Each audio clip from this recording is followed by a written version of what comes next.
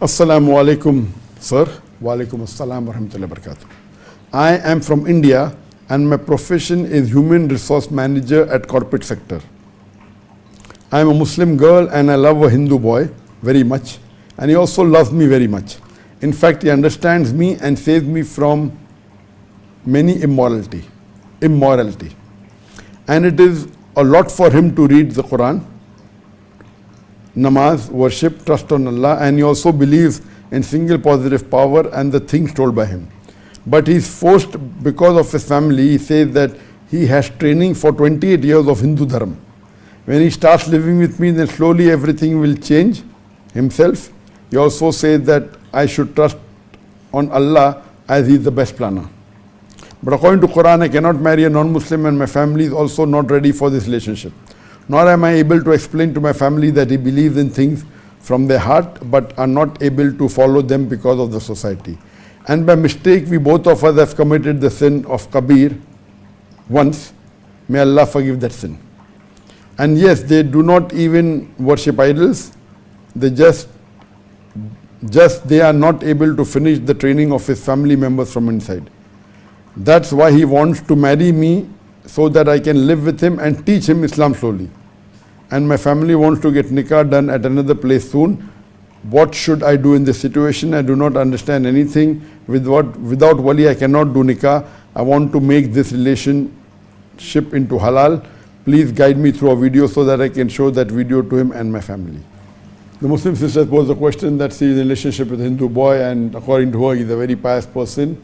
He is following Hinduism for 28 years and he wants to marry her, but he said that after marriage he slowly become a Muslim.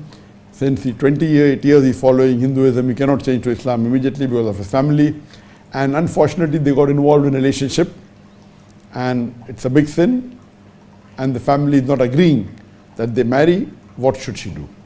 Number one, if you have got into a relationship, a physical relationship, it's a major sin. Number one, you have to stop talking to him. Because talking to a non-mahram or having a relationship with a non-mahram, whether Muslim or non-Muslim, is prohibited. So for a Muslim girl or a Muslim boy to interact, to have a relationship with any other non-mahram, whether Muslim or non-Muslim, before marriage is haram. So number one, what you have to do is stop speaking to him, stop meeting him, stop the relationship. Number two, ask forgiveness from Allah subhanahu wa ta'ala for what you have committed. It's a major sin, and you know that for repentance there are 5 things for repentance. Number one, stop it immediately. Number two, agree not to do it again. Number three, that ask for forgiveness from Allah subhanahu wa ta'ala. Number four, if you can undo it, this you cannot undo. And number 5, see to it you don't do it again. So the 5 things are required. So for you, number one is you have to stop it. And as you rightly said, that the Quran prohibits a Muslim from marrying a non-Muslim. Allah says in Surah Baqarah chapter number 2 verse number 221 that do not marry a mushrika, do not marry an idolatress or a non-believer until she believes. A Muslim woman, even if she is a born woman, she is much better than a non-Muslim unbeliever, even if she allows you. That means she may be the Queen of England, she may be the most beautiful woman, she may be the richest woman, but a Muslim woman who's a born woman, who's a slave woman, is much better than an unbelieving, idol worshipping Muslim woman or a non-Muslim unbelieving woman, even if she allows you. She may be the most beautiful, she may be the richest woman, it is prohibited. And the verse continues, do not marry a woman to unbelieving men until they believe. A believing man who is a bondsman, who is a slave man, is much better than an unbelieving man, even if he allows you.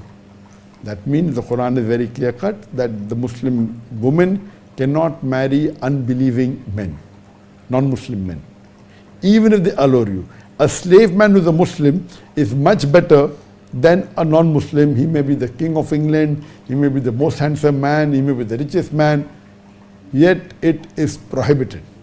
So you are right, marriage is out of the question. If he was convinced in Islam, if he accepts Islam And if you feel that he's pious, that's the second question, that's secondary, that you can maybe convince your parent. But if he's not willing to accept Islam, there's no question at all. You should stop the relationship. This is all infatuation that is very good, he will change, etc. No. He's saying Allah is the best of planner. Yes, Allah is the best of planner. Quran says in Surah Imran chapter 3 verse 64. That's the reason if he's not going to accept Islam, there's no question of marriage. And Allah has given the commandment in the Quran. You have to follow the Quran. So please don't get carried away by emotions or by infatuation.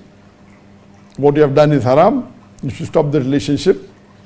And if the person is not willing to accept Islam. If he is willing to accept Islam, and if you find he's pious and good, you can make him meet your father, and if you think fine, he'll agree. Otherwise, no. Or you go ahead with a Muslim who your family has chosen. The thing that you look in marriage are 4 things. The Prophet said. One is beauty. The second is wealth. Third is nobility. And fourth is virtue or deen, the religion. And the Prophet said the best is virtue and deen, the religion. So, if your parents have seen for you a Muslim who is pious and virtuous and righteous, then marry someone who is virtuous, should be a Muslim but natural, and should be virtuous, should be on the deen, so that they may pave your path to Jannah. Hope that answers the question.